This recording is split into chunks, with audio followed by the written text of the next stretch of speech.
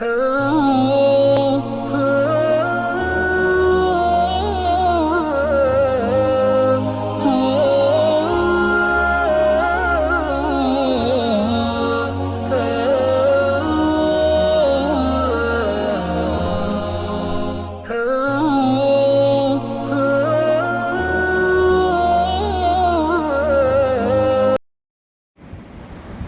قسم کی حمد و ثنا اللہ رب العزت والجلال کے لیے، جس نے ہم سب کو پیدا کیا ہے۔ لا تعداد بے شمار انگن درود و سلام سیدنا و سید الاولین والآخرین،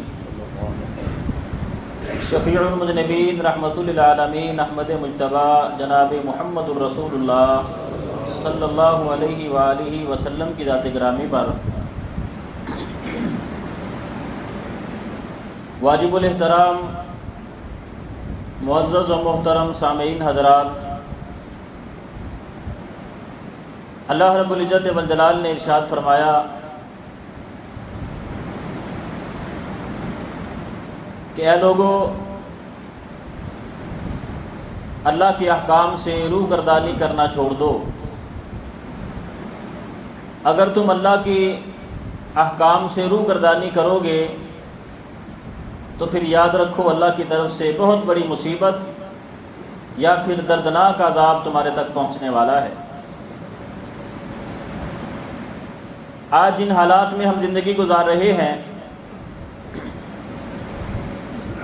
اپنے ارد گرد کو دیکھنا چاہیے کہ کہیں ہم اللہ رب العزت والجلال کی نافرمانی میں تو نہیں لگ گئے،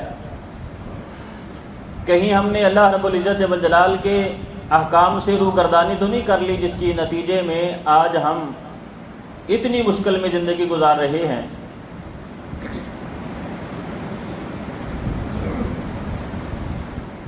اللہ رب العزت والجلال فرماتے ہیں وَلَئِنْ أَذَقْنَا الْإِنسَانَ مِنَّا رَحْمَةً ثُمَّ نَزَعْنَاهَا مِنْهُ فَإِنَّهُ لَيَئُوسٌ كَفُورٌ۔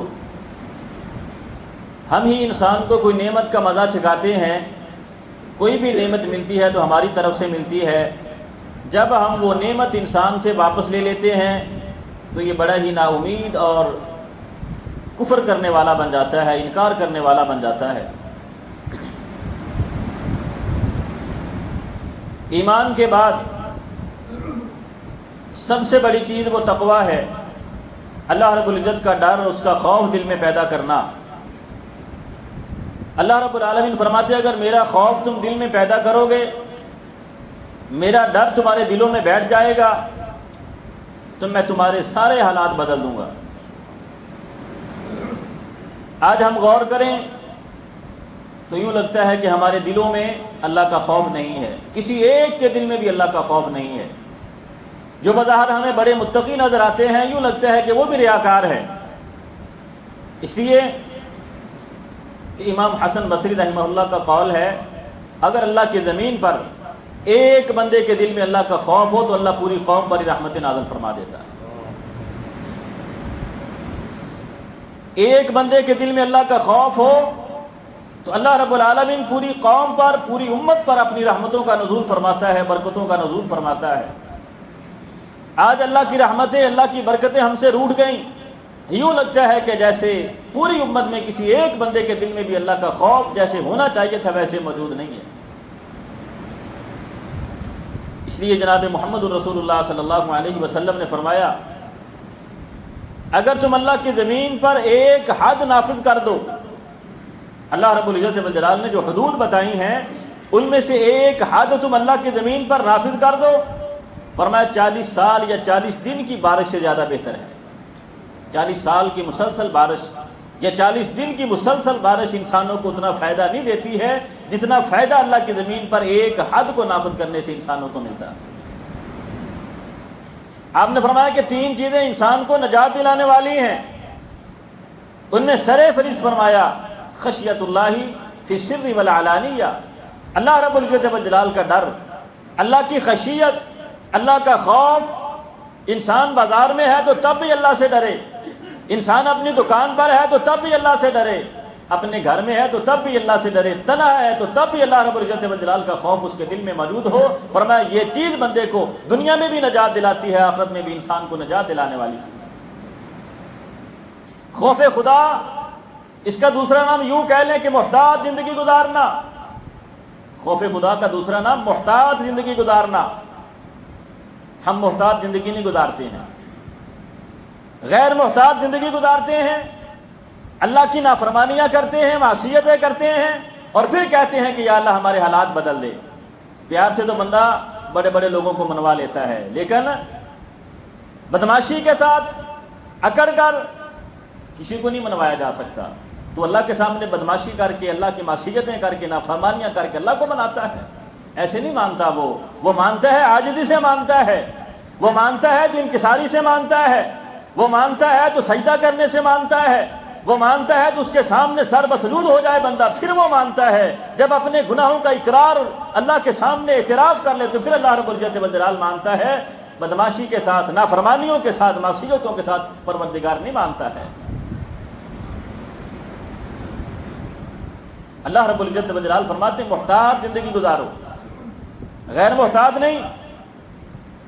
تمہیں اللہ رب العزت والجلال نے غیر محتاط نہیں چھوڑا ہے، ایک نظام دیا ہے، شریعت دی ہے، قانون دیا ہے، کتاب آسمانوں سے نازل فرمائی ہے، اس کے مطابق زندگی گزارو۔ جو سلیقہ اور طریقہ اللہ رب العزت والجلال نے تمہیں دیا اس کے مطابق زندگی گزارو۔ جو قوانین اللہ رب العزت والجلال نے قرآن میں تمہارے لیے وضع کیے اس کے مطابق زندگی گزارو۔ یہ محتاط زندگی ہے۔ محتاط زندگی کیا ہوتی ہے؟ جناب محمد رسول اللہ صلی اللہ علیہ وسلم عید کا خطبہ دیا صحابہ اکرام کو، عید کا خطبہ دیا، پھر الگ سے عورتوں کی طرف چلے گئے، وہاں جا کے دوبارہ عورتوں کو خطبہ دیا، درس دیا، بات کیا۔ فرمایا کہ میں نے جہنم دیکھی تو وہاں زیادہ عورتوں کو دیکھا۔ ایک پریشان عورت کھڑی ہوگی، اللہ کے رسول کیا وجہ؟ ہم عورتوں کو جہنم میں کیوں دیکھا؟ آپ نے اس کی وجہ بتائی۔ اس نے کہا اللہ کے رسول اس کا علاج کیا ہے، حل کیا ہے؟ فرمایا اللہ کے راستے میں صدقہ کیا کرو۔ محتاط زندگی یہ ہوتی ہے، فرمایا اللہ کے راستے میں صدقہ کیا کرو۔ راوی بیان کرتے ہیں حضرت بلال کی چادر تھی، کپڑا تھا، کیا ان عورتوں کے ہاتھوں میں انگوٹھیاں، کیا ان کے بازوؤں اور کلائیوں میں کنگن سونے کے، اور کیا ان کے گلوں کے ہار، سب کچھ اتار کے وہ بلال کے کپڑے میں ڈال رہی تھی۔ ہمیں جہنم سے آزادی مل جائے، ہم جہنم میں نہیں جانا چاہتی ہیں، ہمیں جہنم سے نجات مل جائے۔ یہ محتاط زندگی ہوتی ہے کہ انسان کوشش کرے کہ میں جہنم سے بچ جاؤں، اللہ کے عذاب سے بچ جاؤں، اللہ کی پکڑ سے بچ جاؤں۔ اور جو انسان یہ کوشش ہی نہیں کرتا ہے، اپنی منمانی کرتا ہے، اپنی مرضی کرتا ہے، پھر اللہ سے کہتا ہے کہ حالات بدل دے۔ مرضی اپنی کرتا ہے، اپنی منمانی کی زندگی گزارتا ہے، اللہ سے کہتا ہے کہ حالات بدل دے۔ پہلے اللہ کے مطابق زندگی تو گزار، اللہ کے دیے ہوئے قوانین کے مطابق زندگی تو گزار، اللہ کے دیے ہوئے قانون کے مطابق اپنے آپ کو ڈھال تو صحیح۔ پھر اللہ رب العزت والجلال کے سامنے دامن پھیلا، پھر اللہ کے سامنے ہاتھ اٹھا۔ اللہ رب العزت والجلال کہتے ہیں مجھے میری رب ہونے کی قسم ہے، مجھے میری عزت کی قسم ہے، میں کبھی تیرے دامن کو خالی نہیں موڑوں گا۔ اپنی مرضی کر کے تو اللہ کو مناتا ہے، اللہ کی مرضی کے مطابق زندگی گزار کے پھر اللہ کے سامنے دامن پھیلا کے دیکھ، اللہ تیرے دامن کو کبھی خالی نہیں موڑے گا، اللہ تیرے اٹھے ہوئے ہاتھوں کو کبھی خالی نہیں موڑے گا۔ حضرت امام ابن قیم رحمہ اللہ فرماتے ہیں کہ جس اللہ رب العزت والجلال کا ڈر اور خوف تو نے اپنے دل میں پیدا کرنا ہے، اے انسان کبھی سوچ تو صحیح کہ تو نے اس رب کا کبھی تعارف بھی حاصل کیا ہے، کبھی اس کے بارے میں جانا ہے، کبھی اس کے اسماء اور صفات کو پڑھا ہے، سمجھا ہے کہ جس رب سے مجھے ڈرنے کا حکم بار بار دیا جاتا ہے، ایمان کے بعد جس چیز کا سب سے پہلا نمبر آتا ہے وہ اللہ رب العزت والجلال کا تقویٰ ہے، اللہ کا ڈر ہے، اللہ کی خشیت ہے، اللہ کا خوف ہے۔ کبھی یہ سمجھا ہے کہ وہ اللہ ہے کون، وہ خدا ہے کون، وہ پروردگار ہے کون جس سے میں نے ڈرنا ہے؟ اس کا تعارف کبھی تو نے پڑھا ہے، کبھی اس کے بارے میں جانا ہے کہ وہ کون ہے؟ اللہ رب العزت والجلال نے فرمایا فمن اظلم ممن كذب على الله وكذب بالصدق اذ جاء اليس في جهنم مثوى للكافرين۔ فرمایا اس سے بڑا ظالم کون ہوگا جو اللہ پر جھوٹ باندھتا ہے، جو اللہ کے بارے میں جھوٹ باندھتا ہے، اس سے بڑا ظالم دنیا میں کون ہوگا؟ اور جو اللہ کی طرف سے آئے ہوئے حق کو جھٹلا دے، قبول نہ کرے، اس سے بڑا ظالم کون ہوگا؟ الیس فی جہنم مثوی للکافرین، کیا کافروں کے لیے جہنم ہی ٹھکانہ بہتر نہیں ہے؟ کیا اسی کے لائق نہیں ہے یہ؟ اللہ رب العزت والجلال پر جھوٹ باندھنا۔ اللہ رب العزت والجلال نے کسی کو مختار نہیں کہا، تو کسی اور کا مختار کہتا ہے کہ اللہ رب العزت والجلال پر جھوٹ باندھنا ہے۔ مشکل کشا اللہ رب العزت والجلال کی ذات ہے، تو یا علی مدد کا نعرہ لگائے، غیر اللہ سے مدد طلب کرے تو یہ اللہ رب العزت والجلال پر جھوٹ باندھنا ہے۔ اولاد اللہ رب العزت والجلال کی ذات دیتی ہے، تو کسی اور سے جا کے اولاد مانگتا ہے تو یہ اللہ پر جھوٹ باندھنا ہے۔ بیٹے اللہ رب العزت والجلال عطا کرتا ہے، بیٹیاں اللہ رب العزت والجلال عطا کرتا ہے، تو غیر اللہ سے جا کے جب اولادیں مانگتا ہے، بیٹے مانگتا ہے، بیٹیاں مانگتا ہے، غیر اللہ کے نام پر جا کے جب نظروں نیاز مانگتا ہے تو یہ اللہ رب العزت والجلال پر جھوٹ باندھنا ہے۔ اللہ رب العزت والجلال نے کسی درخت کو معتبر نہیں کہا، کسی درخت کو اللہ رب العزت والجلال نے متبرک نہیں کہا، کسی پتھر کو اللہ رب العزت والجلال نے برکت والا قرار نہیں دیا۔ تو درختوں میں برکت ڈھونڈتا پھرتا ہے، پتھروں کو برکت والا مانتا ہے، یہ اللہ رب العزت والجلال پر جھوٹ باندھنا ہے۔ شرک کی تمام اقسام اللہ رب العزت والجلال پر جھوٹ باندھنا ہے۔ جب بندہ اللہ کے ساتھ شرک کرتا ہے تو وہ اللہ پر جھوٹ باندھ رہا ہے۔ اللہ کہتا ہے اس سے بڑا ظالم کون ہوگا جو اللہ پر جھوٹ باندھتا ہے۔ اور 4-5 آیات کے بعد پھر اللہ رب العزت والجلال فرماتے ہیں الیس اللہ بکاف عبدہ، کیا اللہ اپنے بندے کے لیے کافی نہیں ہے؟ کیا اللہ اپنے بندے کے لیے کافی نہیں تھا کہ تو نے غیر اللہ کو جا کے پوجا، درباروں پہ گیا، قبروں پہ گیا، ڈھیریوں پہ گیا، وہاں جا کے تو نے سجدے کیے؟ الیس اللہ بکاف عبدہ، کیا اللہ اپنے بندے کے لیے کافی نہیں تھا؟ یہ الفاظ نہیں ہیں، خدا کی قسم حق ہے، سینکڑوں حقائق ہیں اس کے پیچھے۔ اللہ کا ایک بندہ، پوری دنیا اس کو مٹانا چاہتی ہے، اللہ رب العزت والجلال بچانا چاہتا ہے، ساری دنیا بھی مل کر اس بندے کو نہیں مٹا سکی جسے اللہ رب العزت والجلال بچانا چاہتا تھا۔ ہزاروں حقائق ہیں اس کے پیچھے۔ حضرت موسیٰ علیہ السلام کو مارنے کے لیے ساری قوم، فرعون اپنا پورا لاؤ لشکر لے کے نکلا، اللہ رب العزت والجلال بچانا چاہتا تھا، بچا کے بتا دیا کہ الیس اللہ بکاف عبدہ، اپنے بندے کے لیے اللہ کافی۔ نمرود نے ابراہیم علیہ السلام کو آگ میں ڈالا جلانے کے لیے، اللہ رب العزت والجلال نے بچانا چاہا، بچا کے بتا دیا کہ الیس اللہ بکاف عبدہ، اللہ اپنے بندے کے لیے کافی ہے۔ جناب محمد رسول اللہ صلی اللہ علیہ وسلم کے گھر کے چاروں طرف دشمن تلواریں لے کے کھڑا ہے کہ آج ان پہ حملہ کر کے ان کو ختم کر دیا جائے گا۔ یہ جو نیا دین دنیا میں پھیلا رہا ہے، جس دین کی وجہ سے دنیا میں فساد ہے، جس دین کی وجہ سے دنیا میں لڑائی اور جھگڑا شروع ہو گیا ہے، باپ بیٹے کے درمیان گھر میں جھگڑا شروع ہو گیا ہے، آج اس نبی کو ختم کر دیا جائے گا۔ اللہ رب العزت والجلال ان کی تلواروں سے جناب محمد رسول اللہ کو بچا کے بتا دیا کہ الیس اللہ بکاف عبدہ، اللہ اپنے بندے کے لیے کافی۔ ہزاروں حقائق ہیں، اللہ رب العزت والجلال نے کیسے کیسے بندوں کو بچایا، کیسے کیسے اپنے بندوں کی حفاظت فرمائی۔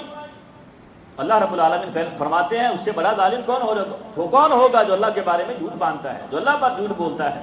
حالانکہ حقیقت حال یہ ہے کہ الیس اللہ بکاف عبدہ، اللہ رب العالمین اکیلا اپنے بندے کے لیے کافی ہے، کسی اور کی ضرورت ہی نہیں۔ کیا تو نے کبھی اللہ کا تعارف حاصل کیا ہے؟ کیا تو نے کبھی اللہ رب العزت والجلال کے بارے میں جانا ہے کہ وہ کن قدرتوں کا مالک ہے، کیسا بادشاہ ہے؟ اتنی بڑی مخلوقات، یہ اتنا بڑا آسمان، یہ زمین، یہ پہاڑ اللہ رب العزت والجلال نے بنائے، یہ اللہ رب العزت والجلال کی قدرت کے شاہکار ہیں۔ ان کو دیکھ کر انسان کی عقل دنگ رہ جاتی ہے، تو وہ خالق و مالک کتنا بڑا ہوگا، وہ اللہ رب العزت والجلال کی ذات کتنی بڑی ذات ہوگی جس نے اتنی بڑی بڑی مخلوقات کو پیدا کیا۔ اللہ اکبر کا معنی یہ ہے کہ اس کائنات میں سب سے بڑی ذات اللہ رب العزت والجلال کی ذات ہے۔ تو اللہ اکبر بھی کہے اور پھر یہ سمجھے کہ شاید میرا یہ کام اللہ سے نہیں ہوتا ہے، کسی غیر اللہ کے پاس چلا جائے، اور پھر بعد میں کہے کہ یا اللہ تو میرے حالات کو سیدھا کر دے۔ اللہ کہتا ہے یہ کیسا انصاف ہے تیرا، یہ کیسا انصاف ہے تیرا؟ جب دینے کی باری آتی ہے تو غیر اللہ کو دیتا ہے، جب لینے کی باری آتی ہے تو میرے پاس آ جاتا ہے، یہ کیسا انصاف ہے؟ اللہ رب العزت والجلال فرماتے ہیں دنیا میں 2 شریک ہوں تو ان میں سے ہر ایک کی کوشش ہوتی ہے کہ میرے حصے میں زیادہ آ جائے، لیکن اللہ رب العزت والجلال فرماتے ہیں میں ایسا نہیں ہوں، میرے ساتھ کسی کو شریک کرے گا تو جو مجھے دے گا وہ بھی تیرے منہ پہ مانوں گا کہ مجھے اس کی ضرورت ہی نہیں ہے۔ میں تو وہ ذات ہوں جس اکیلے کو مانے گا تو پھر مانے گا، اکیلے کی ذات کو تسلیم کرے گا تو تیرا ایمان قبول ہوگا، ایک اللہ وحدہ لا شریک کا اقرار کرے گا، اعتراف کرے گا تو تیرا ایمان قبول ہوگا۔ اگر میرے ساتھ کسی اور کو شریک ٹھہرا لیا تو میں تیرے ایمان کو تیرے منہ پہ ماروں گا، مجھے ایسے ایمان کی ضرورت ہی نہیں ہے۔ کبھی اس کے بارے میں تعارف تو حاصل کر، وہ کیسی ذات ہے۔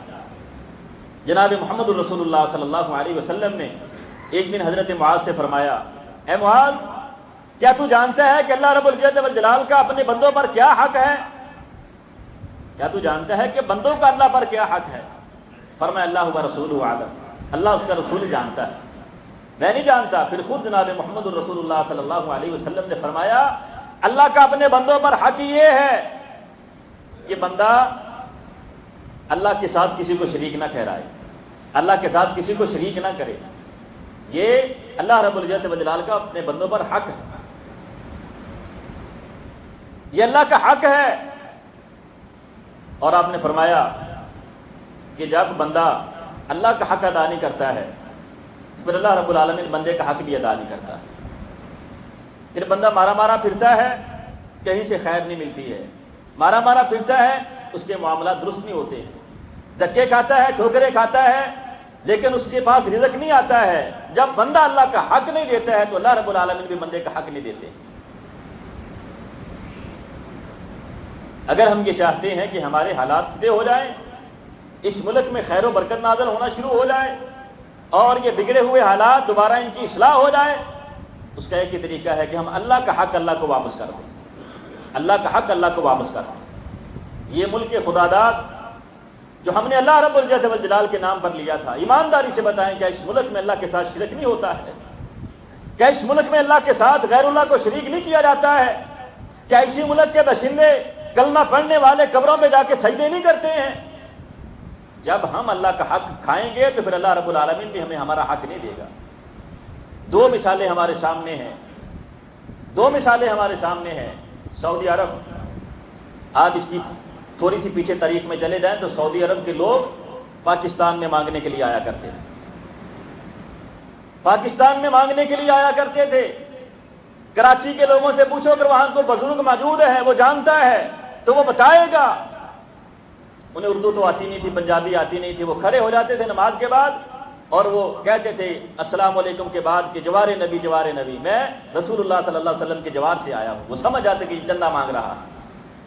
پاکستان اور ہندوستان سے چندہ لے کے جاتے تھے سعودی عرب کے لوگ, اور آج بھی کہتے ہیں کہ ایک مدرسہ مدینہ میں اور ایک مکہ میں موجود ہے جو پاکستان یعنی ہندوستان کے چندے سے بنا تھا, اور آج بھی وہ مدرسے چل رہے ہیں تو ہندوستان کے مدرسے سے چل رہے ہیں. اللہ رب العزت والجلال جزائے خیر دے محمد بن عبد الوہاب کو. اس نے سعودی عرب کے حکمران جو اس وقت تھا اس سے مل کر بات کی کہ اس ہمارے ملک میں صحابہ کرام کی قبروں کو پوجا جاتا ہے, اللہ کے ساتھ شرک کیا جاتا ہے, اللہ کے ساتھ غیر اللہ کو شریک ٹھہرایا جاتا ہے. اگر آپ ہمارا ساتھ دیں اس کام کو بند کیا جائے. ہمیں حکومت نہیں چاہیے, ہم آپ سے کوئی مطالبہ نہیں کریں گے, بس یہی مطالبہ ہے کہ اس ملک سے شرک کو ختم کر دیا جائے. اللہ رب العزت والجلال کی توحید کا ڈنکا بجایا گا. جب ان لوگوں نے وہاں سے شرک کو ختم کیا, اللہ رب العزت والجلال نے پھر ایسی برکتوں سے نوازا. اسلامی جتنے بھی ممالک ہیں سب میں سب سے زیادہ اگر مضبوط معیشت ہے تو وہ صرف سعودی عرب کی معیشت مضبوط ہے. اللہ رب العزت والجلال نے کیسی برکتوں سے نوازا جب ان لوگوں نے اللہ کا حق اللہ کو واپس کیا. اسی لیے تو اللہ رب العالمین فرماتے ہیں ما لکم لا ترجون للہ وقارا, اور تم اللہ کے وقار کا خیال کیوں نہیں کرتے ہو, تم اللہ کے وقار کا خیال کیوں نہیں کرتے ہو. اللہ رب العزت والجلال فرماتے ہیں لو انہم آمنوا واتقوا لکفرنا عنہم سیئاتہم ولادخلناہم جنات النعیم. اگر یہ لوگ ایمان لے آئیں, تقوی اختیار کر لیں, محتاط زندگی گزارنے لگ جائیں, اللہ رب العالمین فرماتے ہیں ہم ان کے گناہوں کا کفارہ بھی بنا دیں گے اور ان کو ہم جنت میں داخل بھی کر دیں گے. کہیں اللہ رب العزت والجلال نے فرمایا لو ان اہل الکتاب آمنوا لو انہم اقاموا التوراۃ والانجیل وما انزل الیہم من ربہم لاکلوا من فوقہم ومن تحت ارجلہم. اگر یہ اللہ رب العزت والجلال کی شریعت کو نافذ کر دیں, اللہ کے احکام کو نافذ کر دیں, اللہ کی حدوں کا نفاذ ہو جائے, اللہ رب العزت والجلال فرماتے ہیں لاکلوا من فوقہم, ہم ان کو اوپر سے بھی کھلائیں گے, ومن تحت ارجلہم, ان کے پاؤں سے نیچے سے بھی ان کو رزق عطا فرمائیں گے.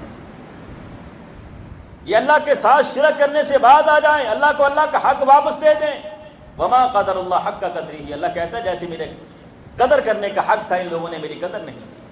ما لکم لا ترجون للہ وقارا, اللہ کے وقار کا ان لوگوں نے خیال نہیں کیا. آج بھی اگر ہم اللہ کا حق اللہ کو واپس کر دیں تو اللہ رب العزت والجلال کا وعدہ ہے کہ میں تمہارا حق تمہیں واپس کر دوں گا, میں تمہارے حالات کو سیدھا کر دوں گا, میں تمہاری معیشت کو مضبوط کر دوں گا, مستحکم کر دوں گا. اور دوسری مثال افغانستان کی جو 40 سال تک جنگ میں رہا, کبھی روس نے حملہ کر دیا، کبھی کس نے حملہ کر دیا، لیکن آج بھی ان لوگوں نے اللہ کے ساتھ شرک نہیں کیا۔ ان کی معیشت اتنی مضبوط ہے کہ ہمارے 4 روپے ان کا 1 روپے بنتا ہے۔ ان کی معیشت آج بھی ہم سے زیادہ مضبوط ہے، اور کسی کا انہوں نے 1 روپے بھی قرض نہیں دینا ہے۔ ہم قرض میں ڈوبے ہوئے، ہمارا ملک قرض میں ڈوبا ہوا ہے۔ یہ سودی نظام ہے جس کی وجہ سے اللہ رب العزت والجلال کا یہ عذاب ہمارے اوپر نازل ہوتا ہے۔ ہم اس نظام کو چھوڑنے کے لیے تیار نہیں۔ ہمیں ڈر یہ ہوتا ہے کہ اگر یہ پاکستان ریڈ لسٹ میں آ گیا تو کیا بنے گا، لوگ اس کو چھوڑ دیں گے، یہ ہو جائے گا، وہ ہو جائے گا۔ انہیں کسی بات کا ڈر نہیں۔ انہوں نے اپنے ملک سے سود کو ختم کیا ہے، شرک کو مٹایا ہے۔ اللہ رب العزت والجلال کی توحید ان لوگوں نے اپنے ملک میں نافذ کی ہے۔ آج بھی وہ ملک مستحکم ہے اور ہم کمزور ہیں، اس لیے کہ ہمارے ملک میں اللہ کے ساتھ شرک ہوتا ہے، اللہ رب العزت والجلال کے ساتھ غیر اللہ کو شریک ٹھہرایا جاتا ہے۔ جب تک ہم اللہ کا حق اللہ کو واپس نہیں کریں گے، اس وقت تک اللہ رب العالمین ہمیں ہمارا حق بھی نہیں دے گا، ہمیں ہمارا حق نہیں ملے گا۔ فرمایا ومن اعرض عن ذکری فإن له معیشۃ ضنکا، جب لوگ ہم سے اعراض کریں گے ہم ان کی معیشت کو تنگ کر دیں گے۔ یہ معیشت کو تنگ کرنا ہم عام لفظوں میں اس کو یہی سمجھتے ہیں کہ شاید روزی روٹی بند ہو جائے گی۔ نہیں، روزی روٹی اللہ رب العالمین بند نہیں کرتا، وہ تو کافروں کو بھی دیتا ہے، آپ کو بھی دے گا۔ کھانے کے لیے کھانا تو کافروں کو بھی ملتا ہے، آپ کو بھی ملے گا، لیکن معیشت کا تنگ ہو جانا کیا ہے؟ تیری دکان بند نہیں ہوگی، تیرا کاروبار بند نہیں ہوگا، دکان چلے گی، کاروبار چلے گا۔ معیشت کی تنگی یہ ہے کہ اللہ رب العالمین تجھے نماز کا موقع ہی نہیں دے گا، تجھے نماز کا موقع ہی نہیں ملے گا، کاروبار میں ایسا گم ہو جائے گا تو، دکان میں ایسا گم ہو جائے گا تو، اس لیے کہ تیری تھیوری یہ کہتی ہے کہ دکان زیادہ دیر تک کھلی رہے گی تو گاہک زیادہ آئیں گے۔ اللہ رب العزت والجلال یہ کہتا ہے کہ اگر نماز کے وقت بند کر دے گا تو میں تھوڑے میں برکت عطا کر دوں گا۔ تو کہتا ہے کہ اللہ کے راستے میں اگر میں نے صدقہ کیا تو مال کم ہو جائے گا، اللہ رب العزت والجلال کہتا ہے کہ میرا وعدہ ہے کبھی تیرا مال کم نہیں ہونے دوں گا۔ تو اللہ کی طرف سے معیشت کی تنگی یہ ہے، مارا مارا پھرتا ہے انسان سارا دن، مارا مارا پھرتا ہے۔ جس مقصد کے لیے اللہ رب العزت والجلال نے بندے کو پیدا کیا ہے اس مقصد کی طرف انسان توجہ نہیں دیتا ہے، پرواہ نہیں کرتا ہے۔ نماز پڑھنے کے لیے اللہ رب العالمین نے بندے کو مسجد میں آنے نہیں دیتا۔ یہ ہے معیشت کی تنگی۔ دکان تو چلتی رہے گی، تیرے گھر میں کھانا بھی پکے گا، لیکن اللہ رب العالمین تجھے جس مقصد کے لیے اس نے پیدا کیا ہے وہ مقصد تجھے پورا نہیں ہوگا۔ اللہ کی بندگی، اللہ کی یاد، اللہ کا ذکر تیری زبان پر کبھی نہیں آئے۔ یہ ہے معیشت کی تنگی۔ فرمایا جناب محمد رسول اللہ صلی اللہ علیہ وسلم نے، من کانت الدنیا ہمہ، جو بندہ دنیا کو اپنا زندگی کا دستور المشہور بنا لیتا ہے کہ بس دنیا ہی کمانی ہے، دنیا ہی کمانی ہے، فرق اللہ امرہ، اللہ رب العالمین اس کے معاملات کو بکھیر دیتا ہے، اس کے معاملات بکھر جاتے ہیں، سارا دن مارا مارا پھرتا ہے۔ کبھی ایک بچے کو لینے کے لیے جاتا ہے، کبھی دوسرے کو چھوڑنے کے لیے جاتا ہے، کبھی دکان پہ جاتا ہے، کبھی کاروبار میں جاتا ہے، کبھی کدھر جاتا ہے، کبھی کدھر جاتا ہے، سارا دن مارا مارا پھرتا ہے، اس بندے کو سکون نہیں ملتا۔ جب دنیا انسان کی زندگی کا محور و مرکز بن جاتی ہے، اللہ بھول جاتا ہے تو اللہ رب العالمین پھر بندے کے معاملات کو بکھیر دیتا ہے اور اس کے سامنے اس کی فقیری کو اللہ رب العالمین رکھ دیتا ہے۔ پھر مالدار ہوتے ہوئے بندہ فقیر ہی ہوتا ہے۔ اور فرمایا جو بندہ آخرت کو اپنا مقصد بنا لیتا ہے، ومن کانت الآخرۃ ہمہ، جو بندہ آخرت کو اپنا مقصد بنا لیتا ہے اللہ رب العالمین اس کے معاملات کو سمیٹ دیتا ہے۔ وہ تھوڑے وقت میں زیادہ کام کر لیتا ہے، تھوڑے وقت میں زیادہ کام کر لیتا ہے، اور اللہ رب العالمین اس کے دل کو غنی بنا دیتا ہے۔ اس کے پاس مال نہیں بھی ہوتا ہے تو اللہ کا شکر ادا کرتا ہے، یہ لاکھوں میں ہے، کروڑوں میں ہے، لیکن پھر بھی اللہ رب العزت والجلال کی ناشکری کرتا ہے۔ لیکن اگر زندگی کا مقصد اللہ رب العزت والجلال کی ذات ہو جائے، آخرت ہو جائے، تو اللہ رب العالمین بندے کے معاملات کو سمیٹ بھی دیتا ہے، اور اللہ رب العزت والجلال بندے کے دل کو غنی بنا دیتا ہے، ہر وقت اللہ کا شکر ادا کرتا ہے۔ امام ابن قیم رحمہ اللہ فرماتے ہیں سب سے پہلی چیز یہ ہے کہ تم اللہ رب العزت والجلال کا تعارف حاصل کرو، اور دوسری چیز یہ ہے کہ کتاب اللہ کی طرف واپس آ جاؤ، اللہ کے قرآن کی طرف واپس آ جاؤ۔ اللہ رب العزت والجلال نے یہ کتاب تمہیں دی ہے زندگی گزارنے کے لیے، اس کتاب کو پڑھو اور اپنی آنکھوں سے آنسو بہاؤ، اللہ کے سامنے رو۔ اگر غور سے اس کتاب کو پڑھو گے، بار بار پڑھو گے، تو تمہاری آنکھوں سے خود بخود آنسو جاری ہو جائے گی۔ اللہ رب العزت والجلال تو غیر مسلموں کے بارے میں فرماتا ہے، وہ بھی اس کتاب کو سنتے ہیں تو وہ بھی رونے لگ جاتے ہیں۔ وَإِذَا سَمِعُوا مَا أُنزِلَ إِلَى الرَّسُولِ تَرَىٰ أَعْيُنَهُمْ تَفِيضُ مِنَ الدَّمْعِ، ان کی آنکھوں سے بھی آنسو جاری ہو جاتے ہیں جب وہ اللہ کی کتاب سنتے ہیں تو مسلمان ہے، تو کتاب کو ماننے والا ہے، تو جناب محمد رسول اللہ کا کلمہ پڑھنے والا ہے، اس کتاب کو پڑھ، بار بار پڑھ، اس پہ غور کر، تیری آنکھوں سے آنسو جاری ہو جائیں گے۔ جب تیری آنکھوں سے آنسو جاری ہوں گے تو اللہ رب العزت وجلال تیرے حالات کو سیدھا کر دے گا۔ ہم نے کبھی کتاب کو وہ مقام نہیں دیا ہے جو اللہ رب العزت وجلال نے اس کو دیا ہے۔ حضرت عمر بن خطاب رضی اللہ تعالیٰ عنہ ایک دن گزر رہے تھے تو گھر میں کوئی قرآن کی تلاوت کر رہا تھا، دیوار کے پار گھر میں قرآن کی تلاوت ہو رہی تھی، سورۃ طور پڑھی جا رہی تھی، سورۃ طور سنی، 7 یا 10 دن تک بیمار ہو گیا، بیمار رہے، لوگ تیمارداری کے لیے آتے، بعد میں پتا چلا کہ سورۃ طور سننے کی وجہ سے عمر کے اندر اتنی خشیت پیدا ہو گئی، اتنا اللہ کا ڈر پیدا ہوا کہ 10 دن تک عمر بیمار ہو جاتے رضی اللہ تعالی۔ اسلاف تو کہا کرتے تھے کہ کتاب اللہ کے بغیر تو ہمارا گزارا ہی نہیں ہے، کتاب اللہ کے بغیر ہمارا گزارا ہی نہیں ہے، قرآن کو چھوڑ دیں، قرآن کو چھوڑ کر تو ہمارا گزارا ہی نہیں ہوتا ہے۔ اور ہم ایسے بد نصیب ہیں کہ ہم نے اس کتاب کو چھوڑ دیا ہے۔ یہ ہمارے گھروں میں موجود تو ہے، مسجدوں میں موجود تو ہے، لیکن اس کی رہنمائی لینے والا کوئی نہیں ہے۔ اس کی رہنمائی لو، اس کتاب کی طرف واپس آ جاؤ۔ اور تیسری چیز فرمایا وہ اللہ کا ذکر ہے، نماز ہے، عبادت ہے۔ جناب محمد الرسول اللہ صلی اللہ علیہ وسلم نے فرمایا تحترقون ثم تحترقون تحترقون، فرمایا تم جلتے رہتے ہو، تمہارے اندر آگ جلتی رہتی ہے۔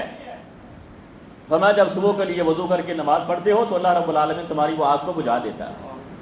پھر فرمایا ظہر تک کوئی نہ کوئی اور گناہ ہو جاتا ہے، اللہ کی نافرمانی ہو جاتی ہے، فرمایا پھر وہی آگ تمہارے اندر جلتی ہے، وہی آگ تمہارے اندر جلتی ہے۔ پھر جب ظہر کی نماز پڑھتے ہو تو اللہ اس آگ کو بجھا دیتا ہے۔ پھر ظہر سے لے کے اثر تک کوئی اور ایسے ہی چلتے پھرتے نافرمانی کا کام ہو گیا، پھر وہ آگ بھڑکتی ہے تمہارے اندر۔ جب عصر کی نماز پڑھتے ہو تو اللہ اس کو بجھا دیتا ہے۔ یہ ہمارے اندر جو آگ لگی ہوئی ہے، کہیں سکون نہیں ملتا ہے، چین نہیں ملتا ہے، ہر طرف بے قراری، بے سکونی، ہر طرف مایوسی اور پریشانی۔